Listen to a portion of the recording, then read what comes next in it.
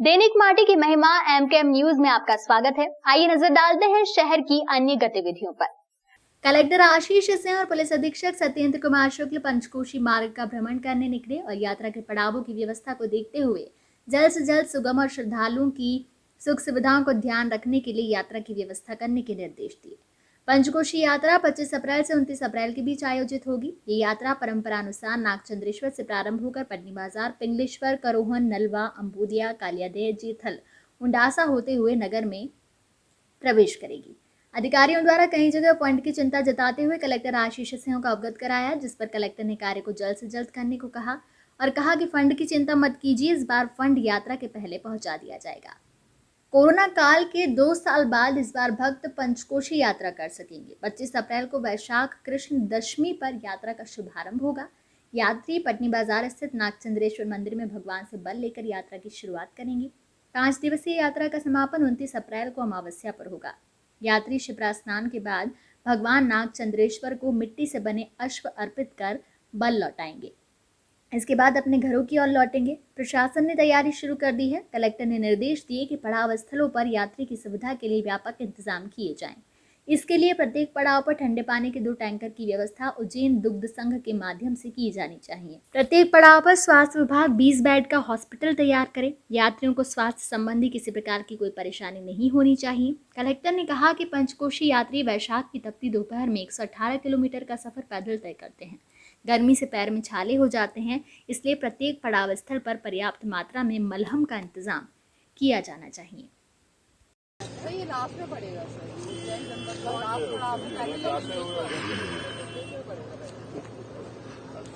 यहाँ सबसे ज्यादा रक्षा का काम नहीं है, थोड़ा सा पंचायत के बाहर का भी। माधवनगर थाने में खुद का गला काटने वाले युवक पर पुलिस ने वल्लभ नगर में रहने वाली वृद्धा की शिकायत पर घर में घुसकर जान से मारने की धमकी देने का प्रकरण दर्ज किया है। पुलिस ने उसे महिला को धमकाने पर पकड़ा था, जिसके बाद उसने खुद का गला काट लिया। किशनपुरा में रहने वाली शर्मिला पति पिंटू लालावत को पुलिस ने जहरीली शराब के साथ पकड़कर पति के साथ जेल भेज दिया था। इस दौरान शर्मिला की मां ललिता पति दिलीप बड़ोदिया वल्लभनगर से बेटी के घर किशनपुरा पहुंची। तभी क्षेत्र में रहने वाले बदमाश मिलिंद पिता मुकेश जाटवा ने आकर पत्थरबाजी शुरू कर दी। बदमाश शर्मिला के घर में घुस गया और उसकी मां को जान से मारने की धमकी दी। बदमाश के घर में घुसकर वृद्धा को धमकाने और पत्थरबाजी की जानकारी लगते पुलिस किशनपुरा मौके पर पहुंची और बदमाश को हिरासत में लेकर थाने लाई। बदमाश ने थाने में घुसने के बाद ब्लेड से अपना गला काट लिया। बदमाश द्वारा गला काटने की घटना के बाद थाने में हड़कंप मच गया और उसे जिला अस्पताल पहुंचाया गया, जहां पुलिस को मारने का प्रयास बदमाश ने किया। उसे उपचार के लिए भर्ती किया जाता, उससे पहले वह अस्पताल से भाग निकला।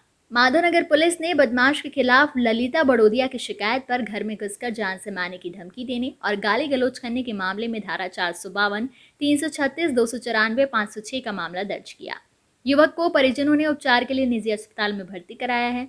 वहां से डिस्चार्ज होने पर पुलिस उसे गिरफ्तार करेगी। एक आपराधिक किस्म का व्यक्ति था जिसकी सूचना प्राप्त हुई थी कि किसी घर में पत्थर वत्थर फेंक के झगड़ा कर रहा है, तो पुलिस मौके पर पहुंच के उसको लेके आ रही थी। तो ये रास्ते में ही थाने के गेट पे उतर गया और किसी नुकीली चीज़ से अपने आप को क्षति पहुंचाई थी। इसको उपचार हेतु सीएच उज्जैन भेजा गया था। सर बताया जा रहा वहाँ से भी भाग गया अस्पताल से। हाँ, ये सूचना मिली है कि उज्जैन में भी उपचार करवा के और वहाँ से भी भाग गया। क्या कार्रवाई की जाएगी? हाँ, इसमें फरियादिया की तरफ से रिपोर्ट दर्ज की जा रही है और आरोपी अपराध पंजीबद्ध किया जा रहा है।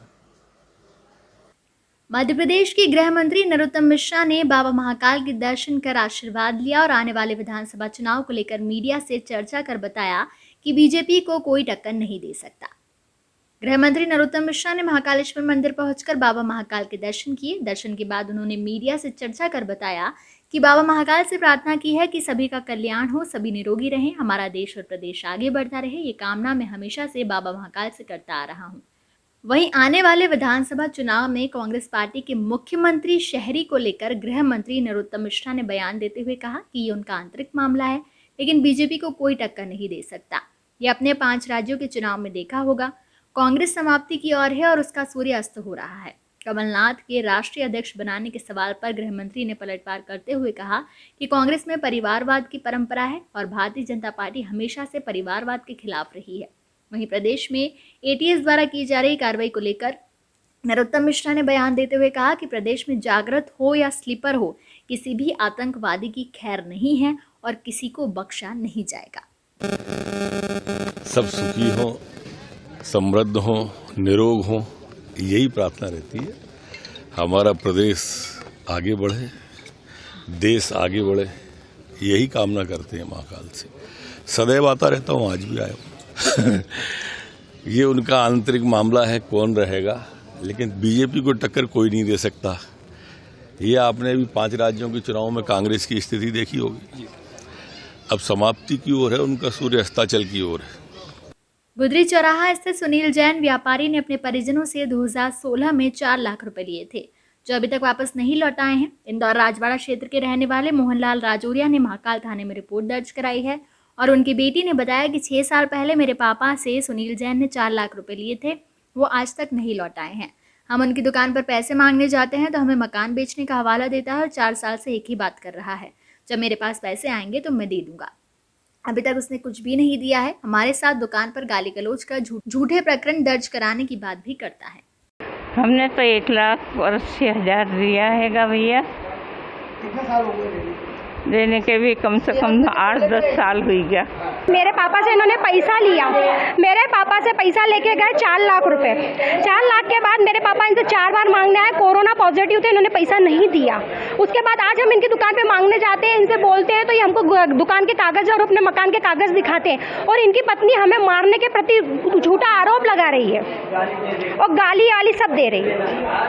शिप्रा नदी में आज सुबह एक और युवक की डूबने से मौत हो गई। युवक बिहार का रहने वाला था और भोपाल में रहकर पढ़ाई कर रहा था।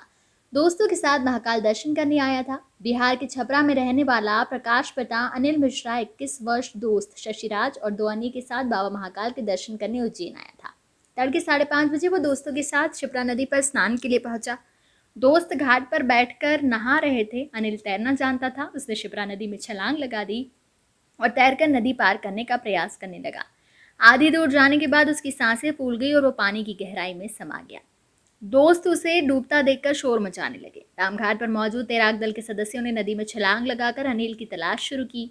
आधे घंटे बाद उसे बाहर निकाला गया, लेकिन उसकी मौत हो चुकी थी। महाकाल थाना पुलिस ने डेड बॉडी पोस्टमार्टम के लिए जिला अस्पताल पहुंचाई। दोस्तों ने बताया कि अनिल भोपाल में किराए का मकान लेकर कॉलेज की पढ़ाई कर रहा था। पुलिस ने परिजनों को मामले की सूचना दी है। मामले में मर्ग कायम कर पोस्टमार्टम कराया गया। शिप्रा नदी में पिछले 10 दिनों से लगातार श्रद्धालुओं की डूबने से मौत होने की खबर सामने आ रही है। आज बिहार के युवक की डूबने से मौत से पहले भिंड के दोस्तों के साथ आया एक युवक भी डूब गया था। उसके बाद इंगोरिया के रहने वाले युवक की डूबने से मौत हुई थी। वहीं शांति पैलेस होटल के पीछे से गुजर रही शिप्रा नदी से भी एक युवक का शव बरामद हुआ था। बीती रात मंगलनाथ मंदिर के समीप शिप्रा नदी से युवक का शव मिला है।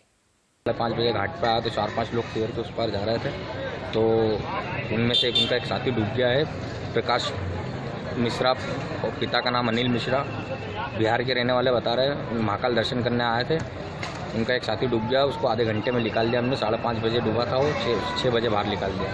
हम सब लोगों ने मिलकर शिप्रा तैराक दल, पुलिस चौकी, होमगार्ड के लोग